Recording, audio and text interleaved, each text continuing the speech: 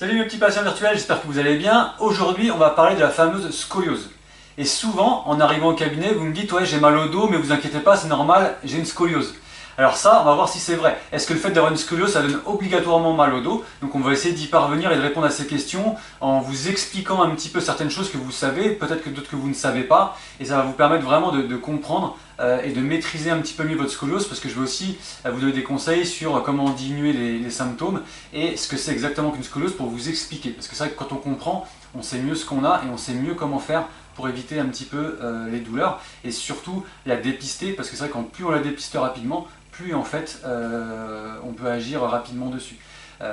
Mais juste avant que je vous explique tout ça, je me présente rapidement, je m'appelle Cédric, je dirige Corporel, je suis ostéopathe en cabinet mais aussi en entreprise depuis bientôt 15 ans, et c'est par ce biais-là en fait que régulièrement je donne des exercices, des astuces, des conseils pour vous aider vraiment à faire diminuer vos douleurs, que ce soit au bureau, en télétravail, dans un autre métier ou à la maison, parce que c'est vrai que les douleurs malheureusement elles ne se limitent pas au travail et elles vous suivent à la maison, et c'est vraiment hyper important d'agir dessus vraiment, parce que ça peut avoir des conséquences sur votre vie sociale, et ça peut devenir, j'ai pas peur du mot, assez dramatique quoi.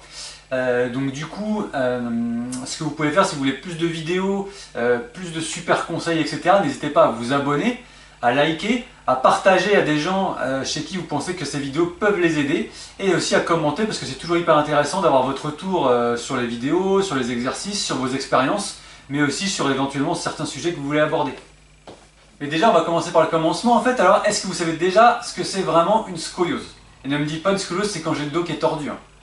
Bon, en fait, si, je vous l'avoue, c'est ça. C'est quand le dos est un petit peu tordu en forme de S, vous avez raison.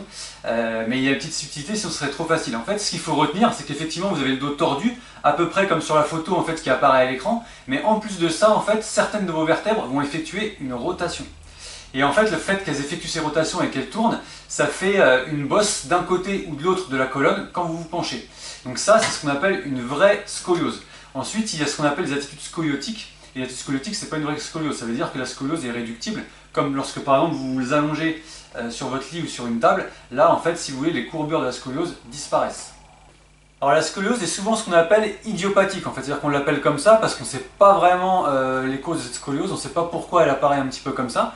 Il y a 2 à 3% des gens qui sont touchés par la scoliose, et justement par rapport à ça, je voulais vous dire qu'il faut absolument essayer de la dépister le plus rapidement possible en fait, pour éviter qu'elle évolue trop rapidement et que le traitement devienne trop compliqué.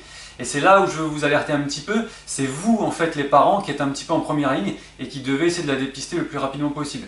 Bon, je vous mets pas la pression, hein, ne vous inquiétez pas, mais c'est vrai qu'avec ce que je vous ai montré déjà, vous savez à quoi ça ressemble, et si ça suffit pas en fait, si vous voulez, il y a l'Académie nationale de médecine qui a un site, si vous voulez, dans ce site il y a une petite vidéo explicative qui vous montre et qui vous aide à pouvoir dépister la scoliose chez vos enfants, donc ça c'est quand même super pratique. Je vous disais qu'on ne sait pas trop d'où vient la scoliose, il existe d'autres types de scoliose qui ne sont pas idiopathiques. C'est des scolioses en fait qui peuvent être liées à l'âge, à des maladies neurologiques dégénératives, etc. Mais ce n'est pas le sujet de notre vidéo, donc ce n'est pas de ces causes-là dont on va parler. Mais du coup, est-ce que ça fait vraiment mal une scoliose alors?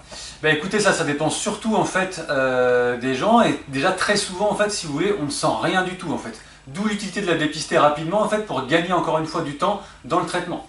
Mais en général, en fait, si vous voulez, on a mal en général dans le bas du dos ou entre les omoplates, si vous voulez.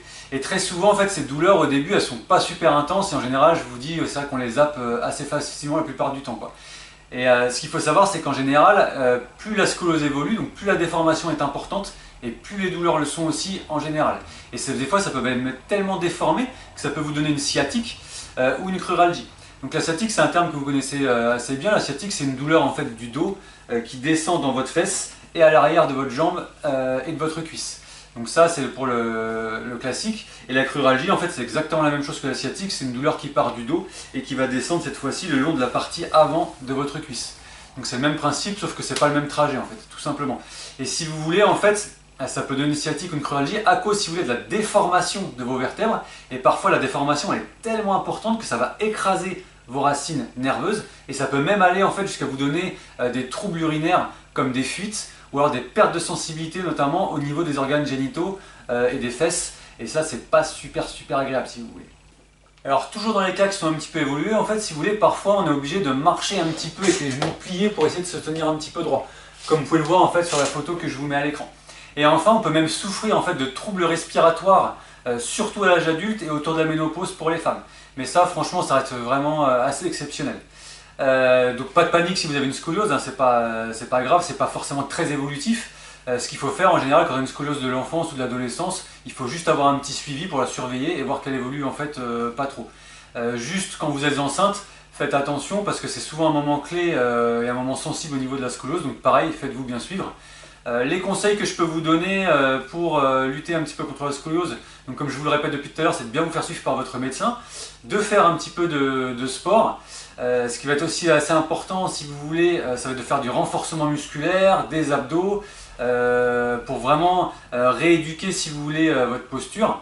Parfois, dans de rares cas, on peut avoir besoin de chirurgie quand tous les autres traitements, si vous voulez, ont échoué, notamment lorsqu'on fait des infiltrations, parfois ça peut échouer aussi.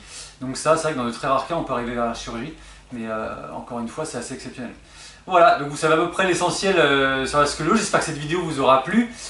Si c'est le cas, n'hésitez pas à liker, à partager et à vous abonner. Et surtout, surtout, prenez soin de vous, vous le méritez.